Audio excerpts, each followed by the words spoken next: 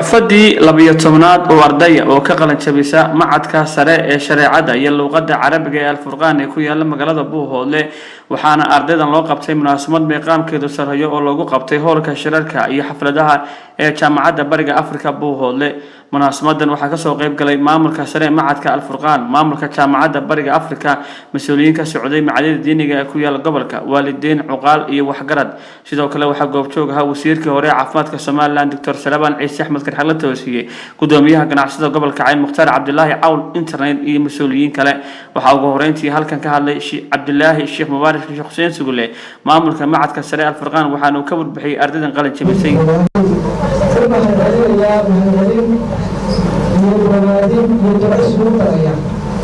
أرضينا سنة كتب شبيرسة من الفرقان وحنلاقي هنبني أرضينا وحنلاقي هاي الله سبحانه وتعالى هاي البركانين إلو عبرتنا إلهي يكون أنفعه ويكون وحوين مدى الصوماليين أنفعه فالرهان دوركا أي وحويان وحوبرني كوي أنفعه أو وحويان كده حمودات أسامين كوياشا سيدي أرددي هوري المحر كان بحري أسامين كوياشا سيدي يسكسي بلبني بلتان إلى محويان سبحانه وتعالى هذه وحيدها بسوء الوضع محر الفرقان سنة كمركة يوعينه ومضوضيا سنة يتوجه وحده يتوجه وهذا أساسي مضوضة يكون يتضوضي كل شيء تضوضات لابد أن يبقى أساسي محر الفرقان وانت لو غير الجومعة مضوضة يكون يتضوضي كل شيء سقالات تركي أسباب تلو أساسي يجب جهد هذا الفلو أساسي وحويان علمي الشرعي إنه حويان وقبطه سنه حرق جيب دينت الإلهي تتكبر جهري الله تقالما مشرقي المضيب الدعوة الكاسية هذا في سوري تاسوية رمتينا وحبضا oo asaasay maxadka alfurqaan maanta gurihiisi waynu haynaa oo maanta waxaynu haynaa oo uu sabab u noqday maxadku jaamacaddaas ballaaran ee muctarafka ah soomaaliya iyo dibaddaba muctarafka ka ah ee jaamacadda bariga afrika in maanta waxay faraceedii kuwa wadanka furan yahay in kuwa wadlee farceeda laga furo sababta keentay ee lagu dhiiraday waa joogitaanka iyo jiritaanka maxadka alfurqaan sidaa darteed ardayda ugu badan ee waxa weeyaan jaamacadda dhigata xagga cadad ahaan iyo xagga saaman ahaan iyo macallimiintaba waa bahda reer furqaan إلى الدنيا يمكنك فرام بوضع يفضل الناس عمل مرة فبان سامتي سنت هذا الكلام محدك وبدأ هاي أقسام يغيبه محدك وبدأ هاي أفضل قيدان أنت كونه حواليان وقيد مصر والرقوبة القرآن الكريم كأه من ربطيسة من قاديسة قيمتها سبوحي شكتها هل سنة يسيبين كمان والقيم ربطي آل متقام للنمو ويستي وأهمية قوية محل قوية لابطي قيمتها سبوحي قيمتها ربط وهو ومرحلة لو يقانو هوسة لها وين أو مرحلة الهوسة هي مرحلة الدهاء صدق بالغنية مرحلة الأفرانة ومرحلة الرؤية لأنه سنة حاجة عليهم مثل الأجانب وهو يقانان الابتدائية والمتوسطة والثانوية بمعنى وتمشي حصل دهاء ودينية يبقى عبد ديسي أي كوكوبية وأفرت على الحرارات معهد كلية هي معاهد أو ترابلان أو كل يلا مقالة الكلية هذا يوم مقالة التبدل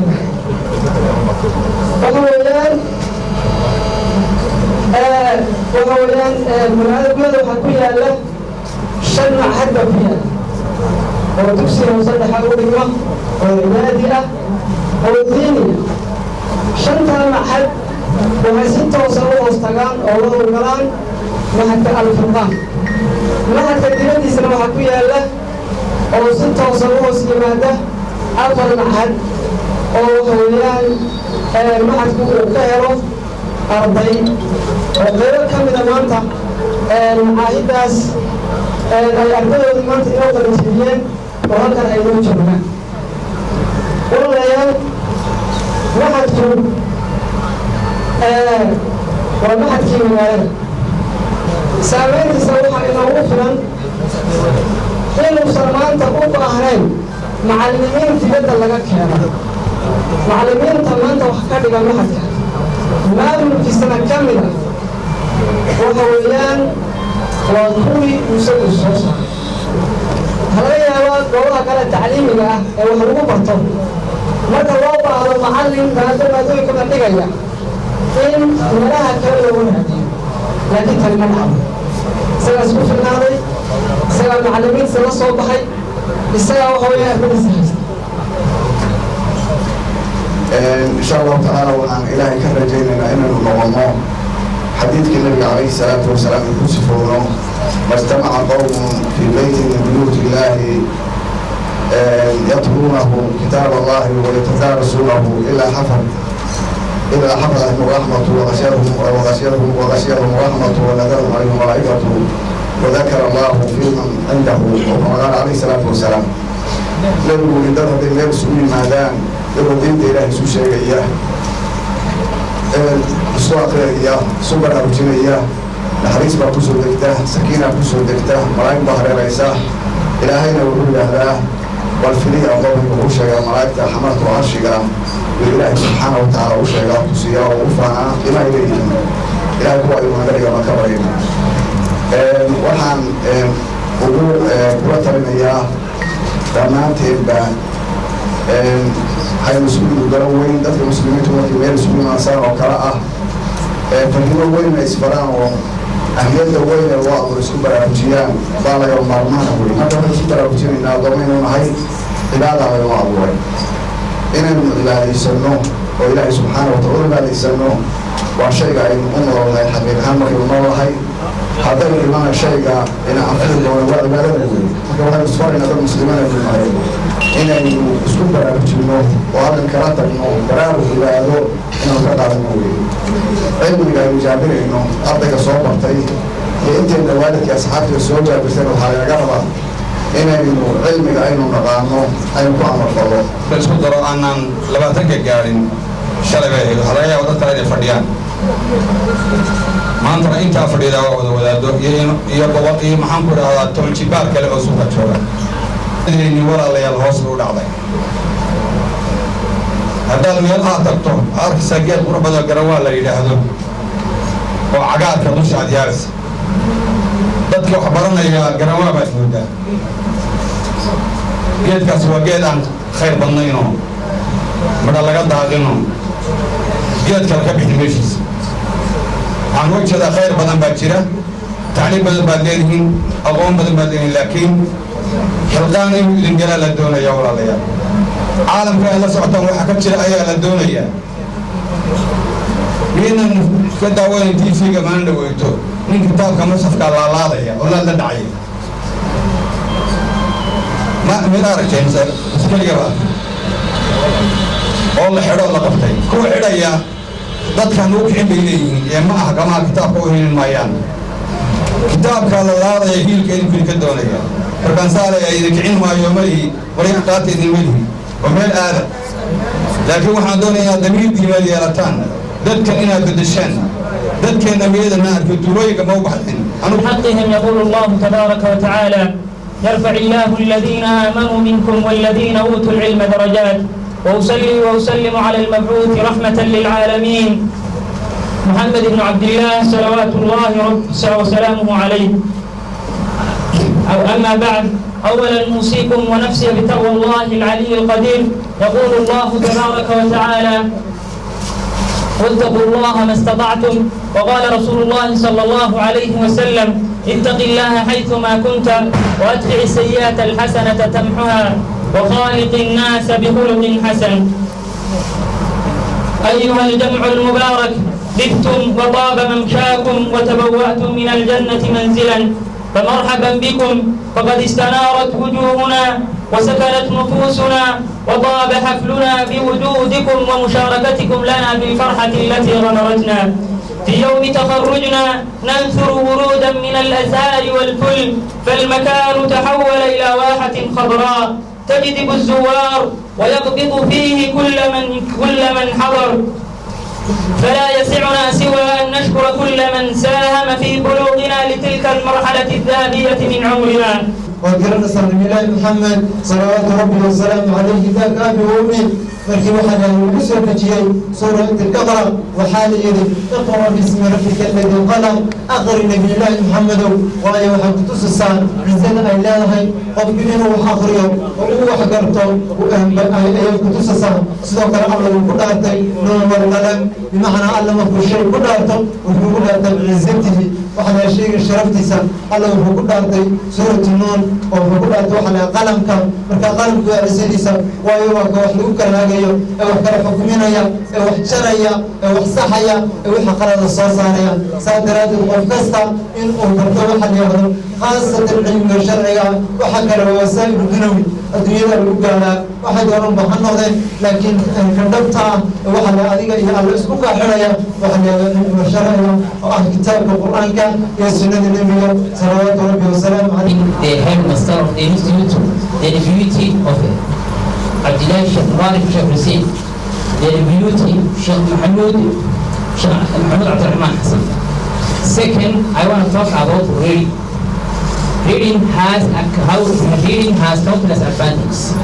If I try to mention the advantage of reading, I can't survive this current time. If you read more, your mind will develop properly. There is an English proverb which says, more you read, the more you know.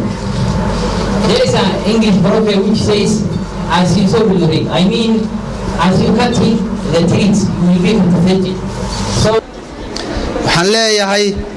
oo aan weerarahayga ku soo koobayaa laba mid baan ku soo koobaya. mid waa ardaydaas aan dardaaran siin doono kelmada ah, midna waa waalidiinta iyo bulshooyinka reer Buuhoodle ereyaan oran doono.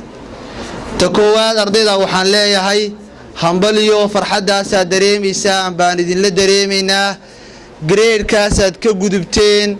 ee aad u gudubteen grade-kii waxbarasho sare ama tacliin sare aad u gudubteen baan hambaliyan ku leen. aqoontu sideedaba qofka yada kurtuma dhisha, aqoontu qofka yada qurxisa,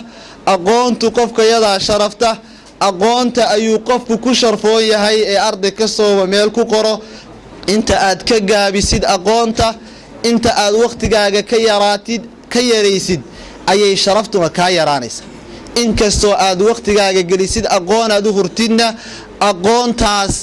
ayaad ku sumadnaanaysaa sharaftaadu maalintay wax ku kordheenba korbaad u soconaysaa weeyaan. waxaan leeyahay aqoonta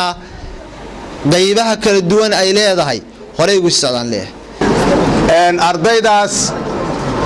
ka baxday dufcadda thanawiga inaynu farxadda la qaybsanno oo aynu shirka iyo maxaanku dhahdaa ay u soo camiro taa unbaa ugu muhiimsan meesha. waxaana yacni dhaba halkan waxaa laga lahaa way qalin jabiyeen, laakiin anigu waxaan leeyahay ma ayan qalin jabin. jaranjaray ka gudbeen, laakiin waxaa u hadhay waxbarasho waxay ahayd oo dhanba waa u hadhay. waddadii waxbarashada uunbay adinka saareen, laakiin qalinaad jabiseen inaad laban laabtaan mooyaane ma jiro. runtii farxad bay noo tahay maanta dadka intan leeg oo howlkan isugu yimi waxay isugu yimaadeen inay tahay inay qiimeeyaan cilmiga, inay ciseeyaan ardada qalin jabinaysa, waxa weeye farxad bay noo tahay soo dhowaada dhammaantiin ku soo dhowaada hoolka jaamacadda bariga afrika ee buuhoodle marka labaad waxa weeye tahniyad iyo bogaadin u dirayaa ardada maanta qalin bedelanaysa oo wiilal iyo hablaba leh macadka alfurqaan lilculuumi alsharciya waalcarabiya magaalada buuhoodle ka qalin jebinaya bogaadin baan u diraya runtii waxa weeye dadka intaa leeg hoolka intaa leeg isugu yimi waxa uun loo dabaaldegayaa oo la bogaadinayaa oo la baarigayaa oo la gelbinayaa oo la gurdaraacinayaa guusha ay maanta aqooneed ee hablahan quruxda badan aynu u jeedno iyo wiilashan ay diintu ka muuqato ay gaadheen ayaynu dhammaanteen waxa weeye gelbinaynaa warsoo intaa uun intaynu sugnimi maaha waxa weeye runtii waan bogaadinayaa ilaahay subxaana wa tacaala waa baarigayaa cilmigiinna ilaahay subxaana wa tacaala ha idiin barakeeyo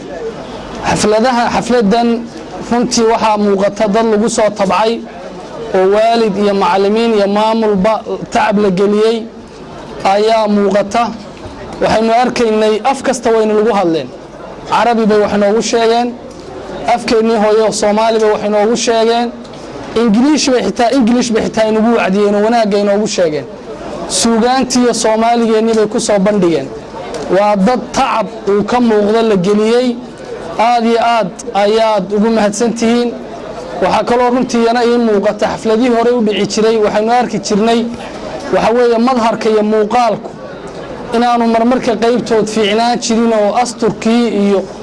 waxa weeye agaasinkii islaamku aanu ka muuqan jirin hablaha maanta qalin jebinaya runtii astur iyo hooyo fiican iyo tarbiyad wacan iyo wanaag baa iga muuqda gabadhu waxay cunwaan u tahay waalidkeed waxay cunwaan u tahay guriga ay ka timi waxay cunwaan u tahay macallinkeeda iyo maamulkeeda gabdhaha maanta waxaa iga muuqda waxaan ku ilqabowsaday iyo wiilashaba oo waxa weeye madharka iyo muuqaalku inuu aad u fiican yahay jaamacadda bariga afrika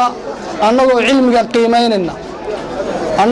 qiimaynayna dadaalka iyo tacabka ay waalidku ilmahooda in badan ugu jiraan annagoo qiimaynayna goobaha tacliimeed ee deegaanka ka jira intaa tomanaanka iyo boqolaalka arday ee aqoonta ku hubaysan soo saaraya waxaannu maanta halkan ka ballan qaadaynaa mimbarkan jaamacadda inaannu waxa weeye dugsiyada sare ee magaalada buuhoodle waxa weeye ardayga ugu sarreeya ee ku guulaystay inuu iskuulkaasoo dhan sanadkaa uu hogaaminayo lambar 1ka u galay inaannu scholarship bilaasha aanu siino oo annagoo cilmiga iyo dadaalka iyo daryeelka waalidkii geliya annagoo eegayna inaannu waxa weeye jaamacadda bilaash ku siino ayaannu ballan qaadaynaa waxa weeye waxaan rajaynayaa insha allahu tacaala in laga guulaysto laga faa'iidaysto annaga waxaa guul noo ah inay dadkeennu wax bartaan inay qabyaaladda ka baxaan inay aqoon yeeshaan inay jahliga iyo waxmagaratada iyo dhiigga islaamkee la daadinayo in laga koro maanta waxaad dhammayseen macnaha qaybtii hore baysigii waxaad u jicsin qaadateen bilowga aqoontii sare ayaad u jicsin qaadateen tan iminka aad dhammayseen waa aasaasi marka waxaan idinka codsanayaa dhammaantiin in aad guntiga dhiisha isaga dhigtaan oo aydan dib u noqon inaad hore u socotaan mooyaane aqoontu waa furaha horumarka midda shakhsiga ah iyo midda bulshada uu la nool yahayba haddaad aqoonta marba heerka aqoontaadu joogto ayaa horumarkaaga shakhsiyadeedna jooga marba bulsho aqoonteedu heerkuu joogo ayaa horumarkeeduna jooga deegaankeennu wuxuu ka mid yahay deegaanada aadka u dibdhacsan xagga aqoonta waxaa ku badan jahliguna waxa weeye furaha colaadda iyo dulliga iyo mugdiga dhallinyaradii ka saari lahayd deegaanka jahligatiin macadka alfurqaan dufcada ay qalin jebinayso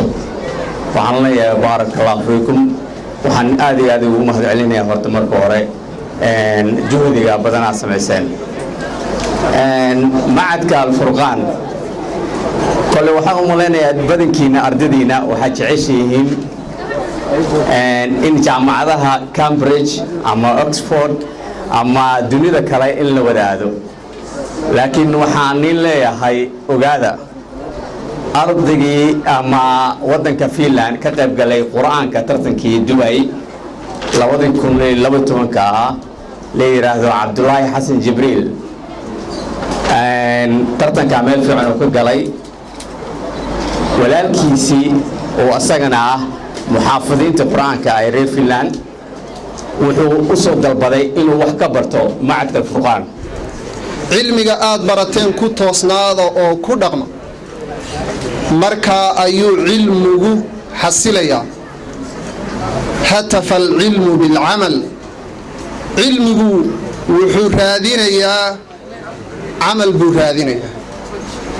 haddii uu camalka helo oo aad ku camal fashaan wuu xasilayaa oo quluubtiina iyo laabihiina ayuu ku xasilayaa haddii uu waayo cilmiga aad barateen iyo kitaabtaad soo dhammayseen hadday waayaan camalfal waxay iniga gelayaan taraag iyo guuritaan idinka oo shahaado khaliya wata ayaad hadhow jaamicaadka tegi doontaan idinkoo shahaado khaliya wata ayaad goobaha shaqada CV-ga geysan doontaan markaasaad ku guuldaraysan doontaan waxaan inii dardaarmayaa ardayay cilmiga aad barateen inaad ku camal fashaan weliba maanta oo la joogo oo dad badan lumeen weliba khaasatan dad badan oo diinta bartay lumeen wiilashiina dhaqamo kale u jeesteen hablihiina in badanoo ka mida dhaqamo kale u jeesteen wiilalo waxaa inii dardaarmayaa sharaftiinnu waa diinta islaamka gabdhow sharaftiinnu waa xijaabka waa diinta islaamka hogaagu kula barya tagaa anigu waxaan jeclahay horumarka deegaankeenna in maaragta aynu ku faanno marka aad iyo aad baan ugu mahadcelinayaa jaamacadda bariga afrika uu hogaaminaya cabdillaahi cabdisamid howlkan quruxda badan iyo waxyaabaha kale horumarka ah ay sameeyeen aan ogahay aad baan ugu mahadcelinayaa waxaad ogaataan dhalinyaro sanad walba waxaynu isugu nimaadnaa xaflad qalinjabineed oo arday ay ka soo qayb galeen dugsiya sare ka baxay magaaladeennana waad aragteen waxaad moodaysaa inaanay waxba iska bedelin mar walba waayo waxaad joogta dhalinyaro badan oo idinla fila oo aad walaala tihiin ama ilmaadeeda tihiin oo quryihii weli wata oo qaadkii cunaya marka anu waxaan idhahaa warma intii hore unbaa lagu soo celceliyaa mar walba oo maxadada dad cusub oo kama soo baxeen sanad walba ma intii unba haddana lagu soo celiyaan maxaa wax dadkan uga yaraan waayeen dadkan qoryaha wata marka waxaan idinkula talinayaa dhallinyaroy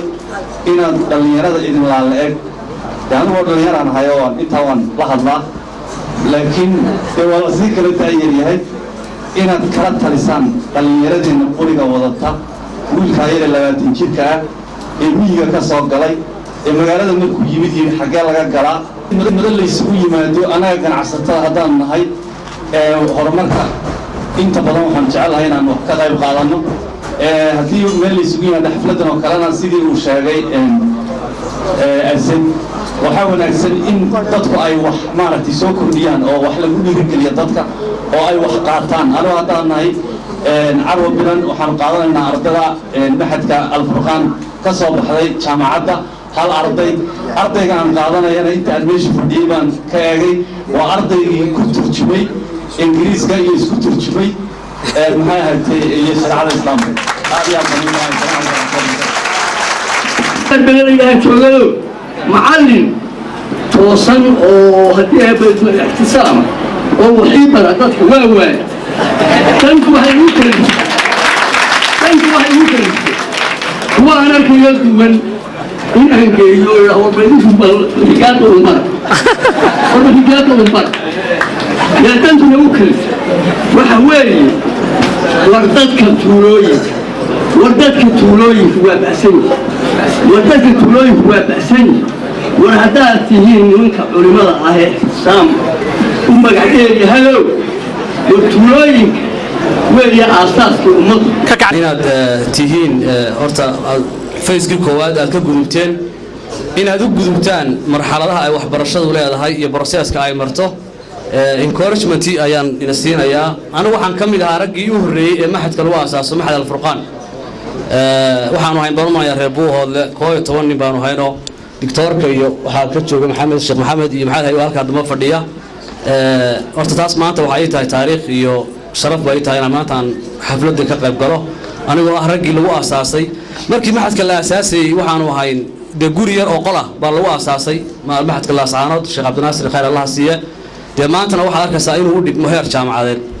marka anagu nasiib dar ma aan lahayn nasiib dar ma aanan heelayn jaamacad aan uga baxno oo aan dalkeeda ka barano gaar ahaan Buuhoodle